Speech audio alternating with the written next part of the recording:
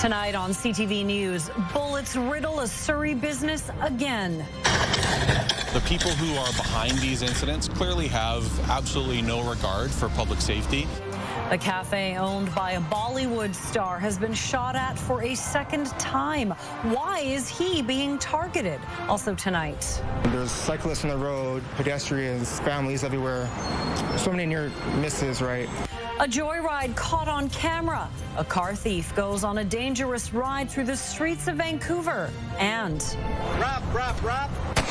And we run up and grab our subject. the latest tool for police to catch a suspect without hurting them.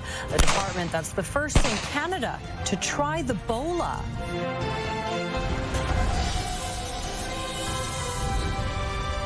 This is CTV News with Nafisa Kareem. Good evening. Thank you for joining us. We begin with breaking news out of the sports world. Canada's own Victoria Mboko has just been crowned champion on home court at the National Bank Open. Yasmin Gandham following this in the Breaking News Center. Yasmin, this was an incredible performance for such a young player. That's right, Nafisa. You could feel the tension during this match, but Mboko did not quit with the full support of the home crowd in Montreal, and she carried that momentum all the way to a memorable title victory.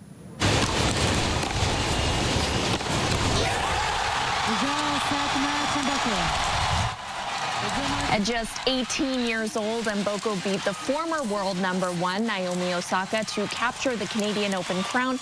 The teenager entered the tournament ranked 85th in the world, but beat 4 former Grand Slam winners on her way to the title. Mboko had nothing but love for the crowd following the biggest win of her life. Lastly, I want to thank every single one of you who came to support me throughout this whole week. You guys were incredible, and I couldn't be more grateful. Montréal, je vous aime.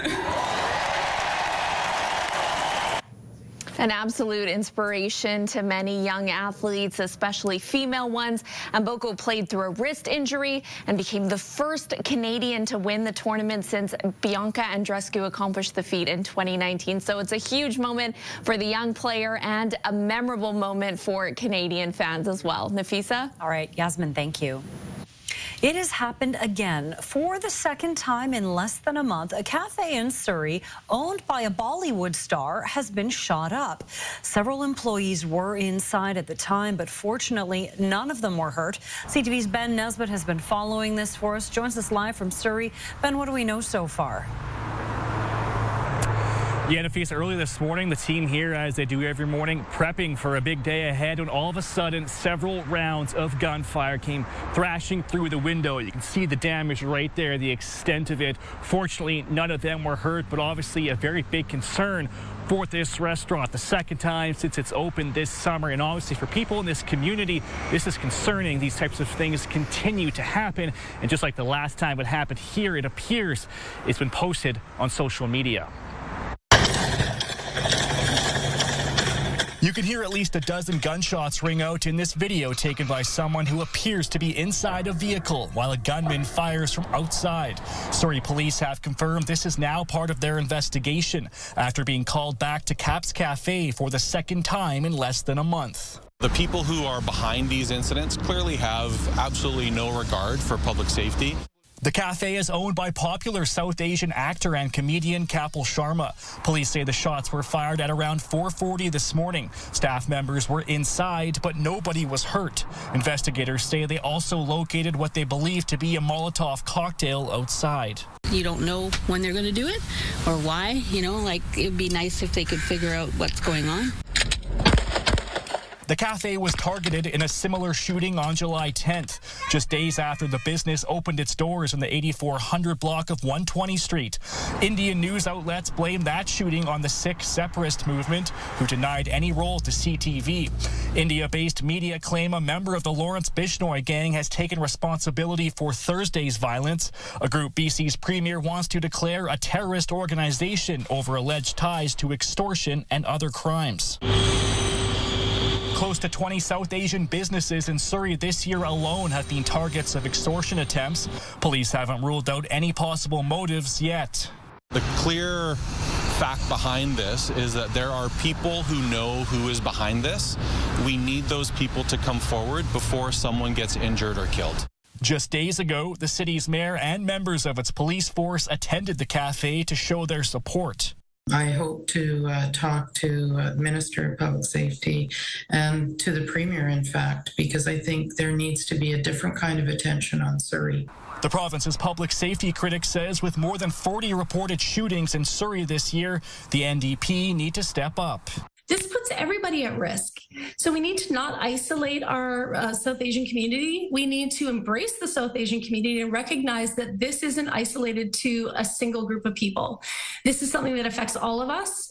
Police say they have spoken to Sharma, who they say is currently in India. They have not identified any suspects in either of these two incidents. They're asking anyone who saw anything or who may have dash cam footage to come forward. Nafisa. Ben Nesbitt live in Surrey. Thank you, Ben. Speed is believed to be a factor in a crash in Langley that left a motorcyclist dead. It happened just before 6 last night near the Langley Events Center. Despite life-saving measures, the motorcyclist died on scene. The driver of an SUV was taken to hospital with non-life-threatening injuries and is cooperating with the investigation. Anyone who witnessed the crash is being asked to contact Langley RCMP. A Vancouver man says he's learned a valuable lesson after someone stole his car when he momentarily left it running and unlocked. As CTV's Ben Milger reports, the suspect went on a dangerous joyride through the city, and it was all caught on dash cam. On foot, Michael Aresta chases his own stolen car down the street. Here's the exact moment when I catch up to her here. I bang on the window. She speeds off. As you can see here, just no regard. That's when the thief began to drive erratically, running multiple red lights, almost hitting cyclists here and a pedestrian here. She swerves around another car to drive through a bike lane. Here, she dodges oncoming traffic on the wrong side of the road before jumping the median and getting back on the right side. I've had a chance to look at a video that is apparently related to this theft. We're still investigating it at this point, but the driving was atrocious. It was dangerous, it was selfish, it was needless to say, many people could have been hurt. Aresta says he was only gone a moment when he left his car running and unlocked while ducking into a store on Abbott Street. It was very quick, right? Just a minute and a half. But I mean, it's a lesson learned for sure, right? A few seconds, a minute. Like, it's just not worth it, right? It could happen anywhere. Vancouver police found the car abandoned and still running several hours later. After recovering the car and reviewing the dash cam footage, Vancouver police say they have identified a person of interest, but have not announced any arrests or charges. And now we're slowing things down. Everyone's safe. We're trying to work backwards to ensure that we have the best evidence to give to Crown to support hopefully upcoming charges. Aresta is grateful nothing tragic happened. I watched that footage back and I was just so surprised that nobody was hurt. Police still have Aresta's car in the impound yard, and he's been in touch with ICBC about next steps. Ben Milger, CTV News, Vancouver. We are in the height of BC's wildfire season, and scammers are hoping to make a quick buck by preying on people's vulnerabilities. CTV's Dimitra Maragos has been tracking this story, and there are a lot of these scams out there right now. Yeah, Nafisa, that's right. These scams range from fake charities asking for online donations, fraudulent contractor scams, to evacuation relief scams. These bad actors span the gamut, targeting people when they are at their most vulnerable and exploiting others' generosity. Now, I spoke with Simone Lees from the Better Business Bureau. She told me, based on their risk report, 37% of all scams start through social media engagement. And these online bad actors have only become more sophisticated. Some red flags include high-pressure donation requests, missing charity registration details, and untraceable payment platforms, to name a few. The BBB says social media can make users less diligent. Our reminder to people is to breathe, take time, investigate whatever it is that you're receiving. Just because it looks really good doesn't mean it's legitimate. Make sure you verify. Now, the BBB says to avoid falling victim to any of these scams this fire season, it recommends verifying before donating and avoiding high-pressure appeals. Now, Lise did add during fire season or not, if you're ever unsure of a company's intentions, check out their rating on the BBB's website, where you'll also be able to see users' comments and experience. Nafisa? All right, thank you, Dimitra. There is some relief on Vancouver Island after evacuation orders for an area near the Wesley Ridge wildfire was downgraded, allowing more than 100 people to return home. That wildfire has grown to 571 hectares since sparking last week near Cameron Lake. It's about 60 kilometers from Nanaimo. The Cameron Lake Resort was the first to be evacuated and now one of the first to be allowed back. The property is one of roughly 350 on alert, while about 300 other homes remain on evacuation order. Locals are expressing gratitude to volunteer firefighters battling the blaze. Pushed the residents here really hard on Fire Smart, and they were successful. And I've heard from people that were in that fire that were saying that was a huge factor. The Dashwood Volunteer Fire Department says it had foreseen this type of natural disaster and started preparing its crews a decade ago to respond at a moment's notice. 185 firefighters have been working to contain the flames. The fire is suspected to be human-caused and is now under investigation. And wildfires and other climate emergencies meant BC's finances took a hit in the fiscal year that has just wrapped up. The provincial government ended the year in the red, according to audited public accounts. The debt has also ballooned. However, the effects of the trade war and the elimination of the carbon tax won't be known for another month. CTV's Rob Butham has more. BC's public laying out BC's bottom line for the last fiscal year, the finance minister put a positive take on a $7.3 billion deficit, noting it's $564 million less than forecast, thanks to higher than expected ICBC revenues that outpaced higher than projected costs, including responding to climate emergencies, housing, and healthcare. The province noting the unemployment rate was 5.6%, lower than the national average, while economic growth trailed the average. Critics hammering that BC's debt ballooned to $134 billion, up $44 billion or nearly 50% in the past 2 years, and $10 billion more last year than forecast. Taxpayers should be really concerned that David Eby blew past his own borrowing projections and borrowed about $10.6 billion more last year than the government projected. $25 billion of that racked up as operating debt in just 2 years, paying for expenses such as public servant salaries. This is like paying your staff with a credit card. Any business owner will tell you that is not a sustainable way to try to run a business. Expect that debt to grow, says the opposition. Hundreds of thousands of public sector workers' contracts are being renegotiated this year. So what is this going to look like moving forward, given that we're negotiating a new agreement that the Premier wasn't able to manage the cost pressures of in the first place?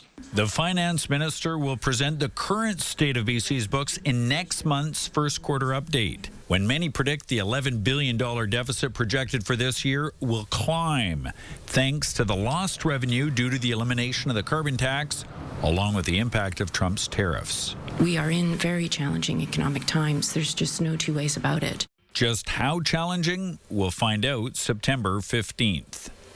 And Rob joins us live now from Victoria. Rob, what did the finance minister have to say about what to expect with the upcoming deficit? Well, she was remaining a little bit elusive. I asked her directly today whether or not the deficit was going to go up from the projected $11 billion. She said we'd have to wait for a month, but she did acknowledge that this will indeed be the first time that the carbon tax being axed will impact the budget.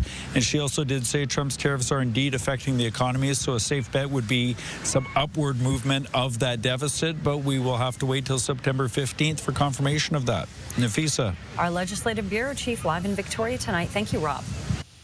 Donald Trump's latest round of reciprocal tariffs have taken effect in more than 60 countries, and the U.S. president is bragging about the billions of dollars that will flow into his country's coffers. The impact of the tariffs on the Canadian economy remains relatively small, since only 8% of our exports aren't covered under the current trade agreement and therefore subject to 35% tariffs. Sectors like steel and aluminum, however, continue to suffer, and a new report from Yale University shows U.S. tariffs will end up hurting American consumers. We're expecting an adjustment of about over $2,000 to, their real household income and sort of purchasing power. Prime Minister Mark Carney continues to say he will speak to Trump when it makes sense, but there is no clear indication of exactly when that could be. Did you notice the jump in the price of gas? We'll show you what's behind it and how long this spike could last. Plus, it looks like something Batman would use to immobilize a bad guy. We'll show you which local police department is using Bola wraps as a non-lethal way to restrain subjects. When CTV News continues, stay with us. Overpass strikes aren't unique to BC. One in Lethbridge yesterday morning caused enough damage to disrupt traffic today. A semi hauling a scraper got wedged underneath, creating a large dent. The busy road was shut down for hours as a result, and some lanes remained closed today as crews continue to assess the damage. After some relative stability at the gas pump, prices have jumped 5 cents per litre in Metro Vancouver, and one expert says it's due to U.S. gas prices, which also saw a jump in the Pacific Northwest this week. Although demand was stable, it seems to have increased a little bit over the past couple of weeks. And the Pacific Northwest market tends to be very active. We've seen prices sort of moderate or fall down and continue to stay down in most other markets across the United States, except for the Pacific Northwest. He says prices will remain between $1.65 and $1.74 per litre for the next little bit, but we should see a noticeable decline in mid-September.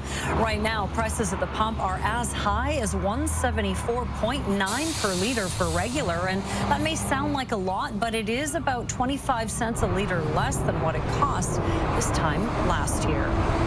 A Vancouver man has been left with life-altering injuries after a serious assault in Olympic Village. Although he did call 911, he did share with us that he was injured. He's obviously been hit with a blunt object. When we started talking to him, there was no obvious crime scene. We walked around, tried to find a crime scene. There wasn't one.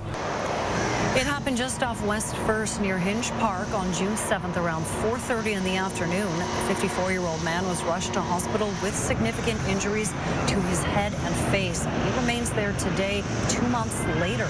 Police believe there was some form of interaction between the man and the suspect before the assault. Photos of the victim's backpack and bicycle have been released in hopes someone might recognize them. Abbotsford Police is the first department in the country that's been cleared to use a new device. It shoots a rope at an offender's feet to keep them from running, making it easier to arrest them. Today, the department gave us a demonstration. CTV's Shannon Patterson reports. You're under arrest. Show us your hands. You're going to have to come and get me if you want me. Show us your hands. You're under arrest. You're going to have to come and get me. When Abbotsford Police come across scenarios like this, they have a new non-lethal tool to capture suspects. It's called a Bola wrap. We aim around the knees for the primary target area, and we say something like Bola, Bola, Bola, or wrap, wrap, wrap. And we run up and grab our subject and restrain him by the arms. He is restrained by the Kevlar tether around his legs, so he's bound. He's not able to move freely. Abbotsford is the first police department in the country that's been cleared to use Bola wraps. The most effective distance for a wrap deployment is between 10 and 25 feet. The ideally is around 15 feet. Show us your hands. Before getting the official go-ahead from the province, the Bola wraps went through a 10-month trial run. Officers who were trained in the deployment of the device were able to use it on the road successfully, resulting in approximately 12 to 15 deployments. That resulted in no injuries to the subject and ultimately aided in an apprehension or the arrest of the subject. The department bought 6 of the Bola devices at a cost of $1,500 each. There is also a cost to the one-time use cartridges. You have 2 anchors that have barbed hooks and designed to stick to clothing, and they're attached to a Kevlar tether. When it comes out at an angle, lets the tether spread, wrap around the subject, and then bind to the clothing. To free him from this, after we put the handcuffs on and make sure that he's restrained, all we do is simply cut the tether and then safely remove the barbs from the clothing. In terms of non-lethal tools, Abbotsford police say it has the lowest chance of injury. We're not saying that this tool is designed to replace anything. This is an additional piece of kit that officers can choose to equip and hopefully, potentially, in a team environment, help them solve these situations. Shannon Patterson, CTV News, Abbotsford. Well, whale watchers didn't need to leave the dock in Victoria's Inner Harbour yesterday for a great view of a family of orcas. The whales put on a show for hundreds of visitors just off the Clipper Ferry dock. The killer whales were in the area for about 20 minutes. Experts say these are the T-109As, or the runaways as they are known, hunting seals in Victoria's Harbour. They even had their youngest calf in tow. Because when it's feeding time, Stephanie, everyone needs to have a bite. They sure do. Yeah, family feeding frenzy. It's nature, okay? It's nature. Yep, it is.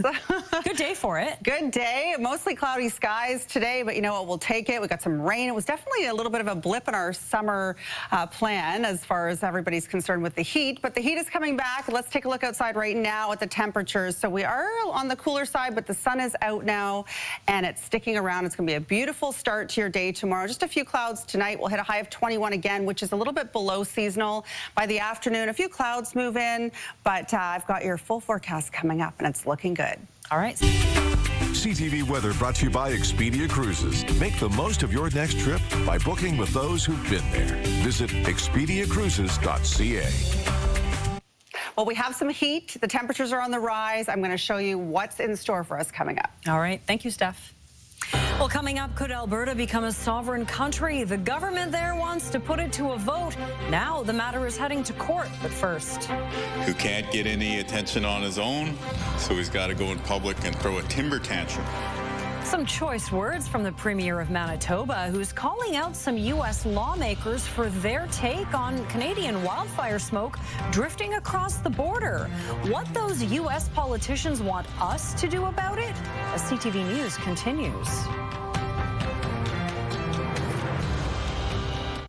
Summer festival season continues this weekend with a variety of fun, free things to do across Metro Vancouver. We've got a full list on our website. Check it out at ctvnewsvancouver.ca. A possible referendum question about Alberta separation was part of a special court hearing today.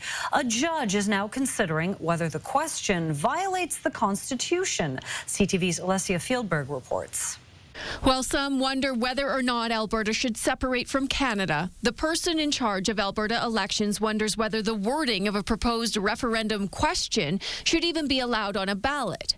The province's chief electoral officer asked a judge to weigh in on whether or not it violates the Constitution. This is nothing more or less than an attempt at delay, and from our perspective, it's an abusive process. The question proposed by separatist group Alberta Prosperity Project: do you agree that the province of Alberta shall become a sovereign country and cease to be a province in Canada? The Premier and Justice Minister pushed back against the electoral officer, now saying Alberta's government believes that the proposal is not unconstitutional and therefore should be approved and permitted to proceed. For a first time in the history of this province, and probably in Canada, Premier and the Minister of Justice, who's a lawyer himself, have decided to direct the Elections Commissioner on what he should and should not do. Well, we don't think that the province is lining up on our side with this matter. They're simply saying that there's legislation in place that's clearly intended to have Albertans vote on issues of public importance. And that's why Luke Hasek has his own petition underway to ask whether Alberta should remain in Canada rather than separate. The vast majority of us want nothing to do with it. We want to focus on what's good for Canada, what's good for Alberta, and frankly, what's good for Canada internationally. While in Calgary, Canada's Conservative leader suggested focusing on the energy sector instead. And what they're saying is the era of pay up and shut up has got to come to an end. Alberta deserves a better deal within Canada.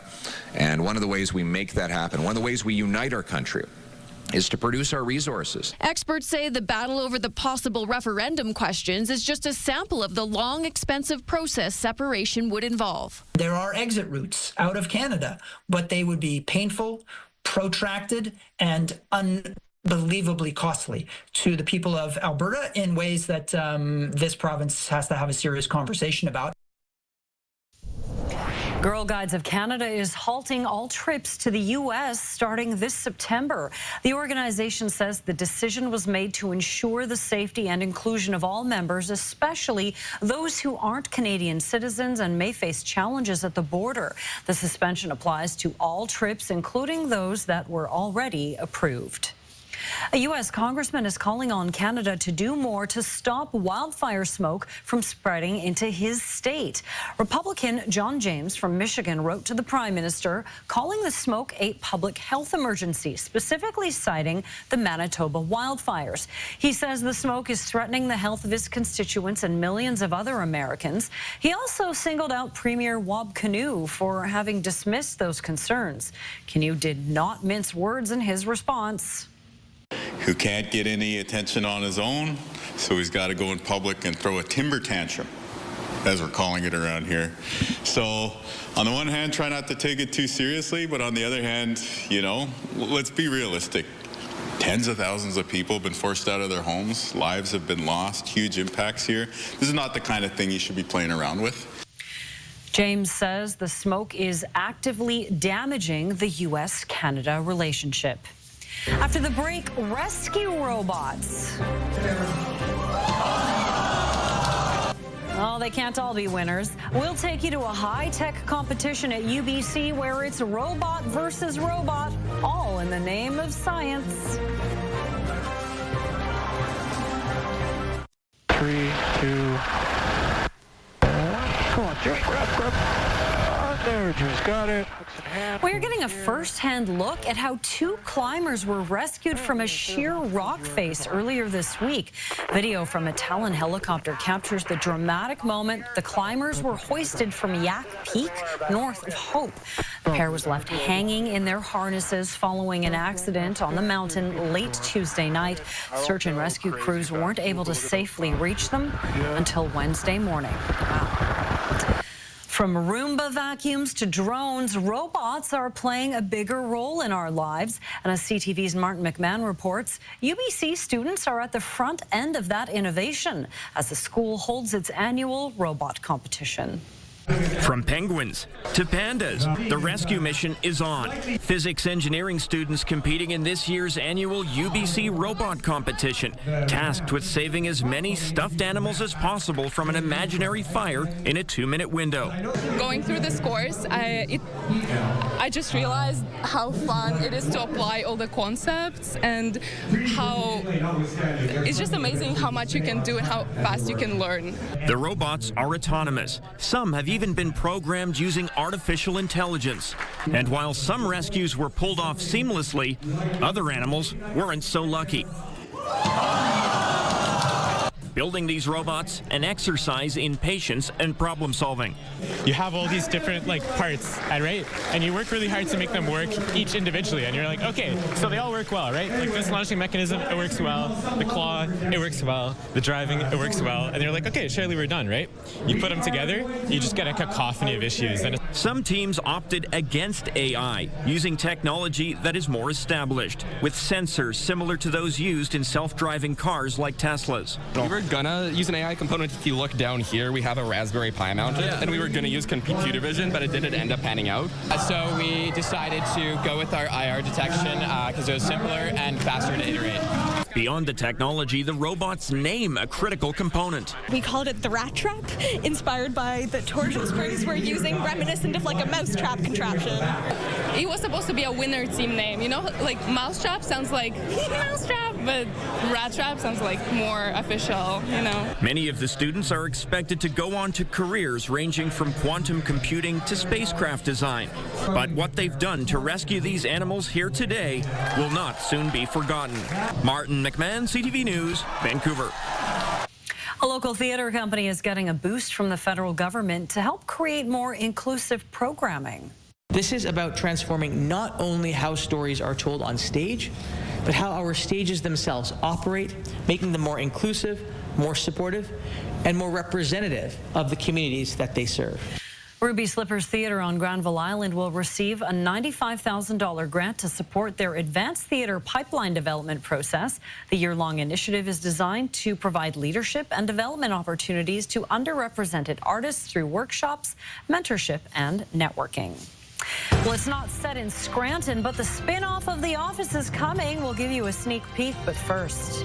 Now they want all this money from me, although I did have medical health insurance. Yeah, she had insurance, but a Canadian woman is still on the hook for almost $300,000 after being hospitalized in Florida. Plus, Steph's got a sun-soaked forecast. Stay with us.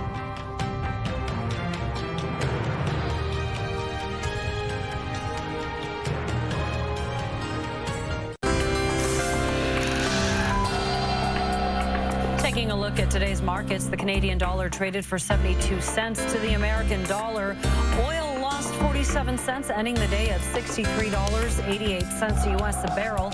Gold gained more than $20 on the day. The TSX closed down 159 points, while the Dow Jones was down 224 points. Passport stamps are being phased out in 29 European countries starting this fall. Instead, travelers will have their fingerprints and faces scanned using a new digital system to track entry and exit. The change aims to speed up border control and boost security. For stamp collectors, it is the end of an era. A first-of-its-kind fitness center has opened in Shanghai, and the clients have 4 legs. Go Gym is designed to help dogs stay active and prevent illness through regular exercise. The owners say most pet owners bring their 4-legged friends in for weight management or age-related rehabilitation training. The space includes a fitness center with treadmills and hydrotherapy options, as well as a rehab area and massage room. And you know, Steph, I could really use this because my dog Georgia is 4 weeks out from knee surgery, so we've been doing exercises with her. A doggy gym would be really great. I think it's a great idea. Right? I love this. And, you know, wellness is prevention, right? There you go. Let's go. Let's get some of those all around Vancouver, shall we? Well, the clouds are clearing. It's turning out to be a spectacular evening. Summer is back. We had a bit of a blip in our forecast this week, but we needed it. The only severe thunderstorm watch in place right now is the BC Peace, north and south, as you can see. So we are tracking some stormy activity there. Today's high 21 degrees, record low 1946, record high 1942 at 29.4 degrees. We're heading in that direction. So we've got some very hot temperatures coming our way this week. You can see, though, the rain made a huge improvement. Even Vancouver Island, which was in the red pretty much, is now back in the yellow zone. So that's great news. We do have high pressure. That's going to be dominating most of the province. We have a system, though, that's going to be to the north and inland, and as well as that southeastern pocket that's going to bring a little bit more rain into your weekend to the north especially. So here's a look at your forecast. North Island, we do have a chance of some showers for Port Hardy, otherwise mostly cloudy skies, and then we'll hit 23 degrees for that eastern side of Vancouver Island, 18 mostly cloud cover there. We do have clouds in the mix for most of the day tomorrow. As you can see, Sunshine Coast 22 degrees, mix of sun and cloud up the sea to sky as well. Back to seasonal temperatures tomorrow. In through inland sections right around Coquitlam, Surrey hitting about 24 degrees. And then as we get into Saturday, Sunday, and Monday, it's really going to heat up. So temperatures are on the rise. We've got some clouds into Tuesday and Wednesday, and hopefully we'll see a few showers as we head into Thursday, because we desperately need a little bit more rain, especially after this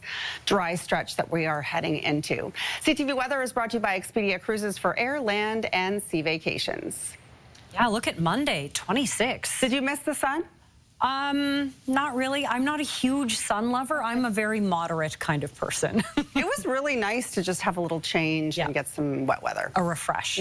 Thanks, Steph.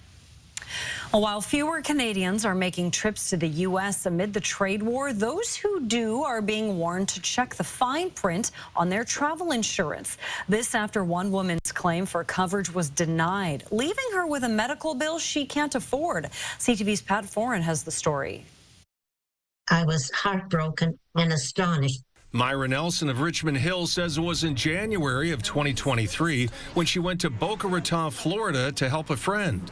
I went to the United States to help a friend sell her condominium in Florida. Before she went, she paid for a travel medical insurance policy.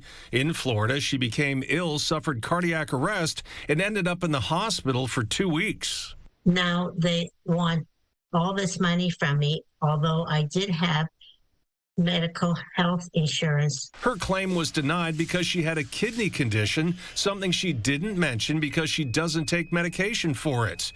In August of 2024, more than a year after she was hospitalized, she got a bill for almost $300,000. I'm 90 years of age. I'm a senior on fixed income, and I did not do anything wrong. She was insured with Manulife, a spokesperson told CTV News. Because this matter is now before the courts, we're not able to comment at this time. However, it's important for travel insurance customers to be aware of everything they know about their health to ensure they get the right coverage. These types of situations are incredibly unfortunate. The Travel Health Insurance Association says it's important to make sure you disclose every possible health issue when purchasing travel medical insurance. There might be situations, for instance, where you might think, well, it's not a serious condition. The important thing is always disclose. If in doubt, check with your doctor before traveling, to make sure that they're not making notations in your file that might be uncovered at time of claim. I just need help. Nelson says she is stressed and uncertain how to deal with the massive bill. I'm very upset about it. I cannot cope with it. It's very hard coping with the fact that I owe all this money and I can't pay it. Pat Foran, CTV News. A Calgary man says he's been blindsided by air miles after nearly 25,000 points worth close to $8,000 were quietly wiped from his account. Todd Woodbeck collected air miles for over 3 decades, but recently got a notification that almost all of his points were gone. Air Miles says Woodbeck's points weren't expired, but rather retired. And that happens when points aren't earned, redeemed, or transferred over a 24-month span. Woodbeck says he wasn't properly notified. I was very angry. Very angry. I mean, I picked up the phone immediately and called Air Miles. And the thing that really bothers me is my card worked that day, and I got 2 points for it. I have record of it. I have printout of it. So they didn't discontinue my account. Air Miles says customers are warned of inactivity through email. Woodbeck claims his email was outdated and he never got a letter or call. Now he's warning others about account inactivity, but hopes Air Miles will return his points as a gesture of goodwill for his 30-plus years of being a collector.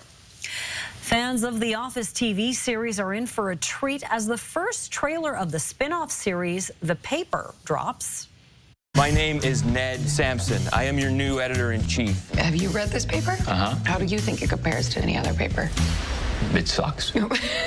But we are the mockumentary series focuses on a different kind of office, one shared between a struggling newspaper and a toilet paper company.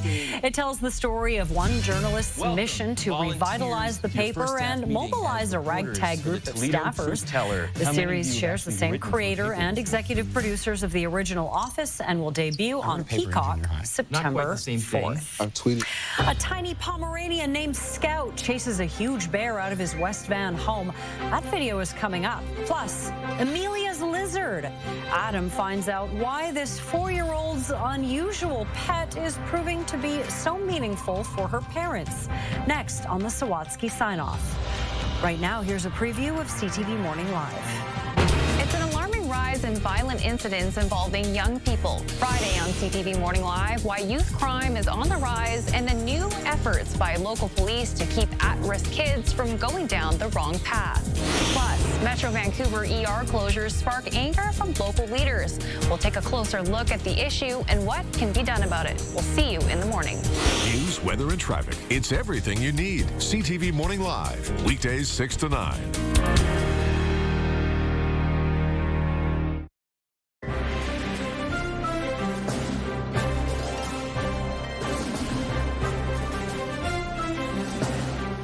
Welcome back. It is a once-in-a-lifetime signing.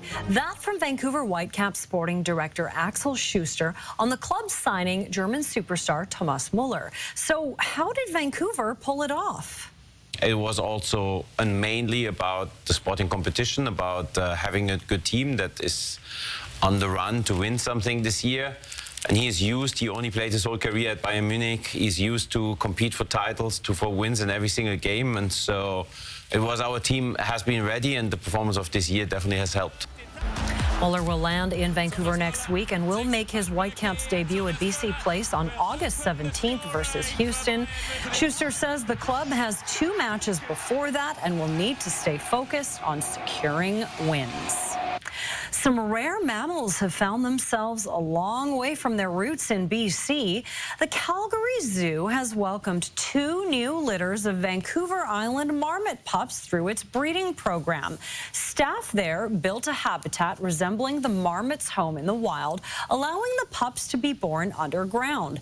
In the 90s, there were just 30 of these creatures remaining in the wild, and thanks to conservation efforts, that number has grown to 350. Talk about a turnaround. Those little guys are real cute. So cute. That's a huge improvement. Do you guys remember Muck Muck, the marmot mascot for the Vancouver 2010 Olympics? Quachi was my favorite, but yes, now that you bring that up. There is a blast from the past. Speaking of tiny cute things, a little dog in West Van is proving size doesn't matter after scaring away a big intruder.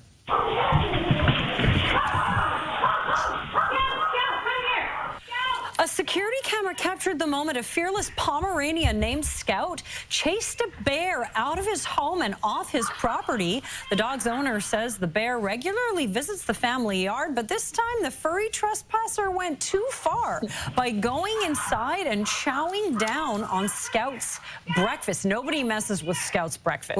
This reminds me of the same incident that happened. A little, I think it was a Chihuahua, chased the bear. Some big dog energy from a little dog. They're getting fearless. All right, Yasmin, what do you have coming up at 11:30 tonight? Well, booking changes are coming for BC Ferries passengers traveling from Vancouver to Nanaimo. We'll tell you what you need to know tonight. Plus, new data shows thousands of below-market rental units are expected to hit Vancouver in the coming years. We hear from housing experts on if the plan is enough to make the city more affordable. All right, thanks, Yasmin. Well, a little girl on Vancouver Island has found true happiness at the end of a leash, but her daily dog walks are far from typical. They involve a real dog, a plush dog, and a plastic lizard. Adam explains in tonight's Sawatsky sign-off.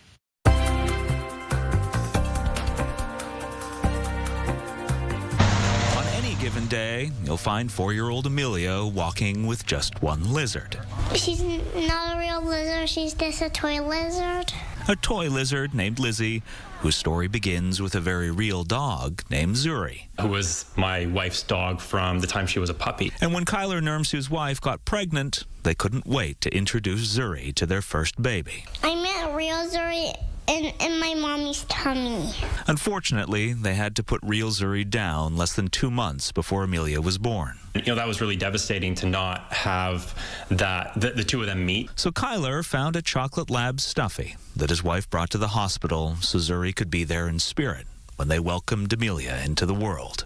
Eventually, Amelia kind of claimed that stuffed animal as her own and wanted to take it for walks. Whenever her dad would take their remaining dog, Baloo, for walks, Amelia would do the same with their stuffed animal, Zuri. Which I think is especially meaningful for my wife, but certainly for both of us. Despite how caring Amelia was with that toy dog, the girl considered it her parents' pet. So when Kyler and his wife happened upon a store that was selling a rubber lizard on a leash, we're like, that is going to be perfect for Amelia to take for walks. They were right. Amelia and Lizzie have been going for daily walks ever since. Makes me feel happy and Lizzie feel happy. While Kyler and Baloo's goal is simply exercise, Amelia and Lizzie are also pursuing creative escapades. This is Lizzie's skateboard. When Lizzie isn't racing around on skateboards constructed from leaves, the lizard is bravely leaping off giant cliffs, so Amelia can find the courage to do the same before magically finishing all the 4-year-old's chores. Brush my teeth for me.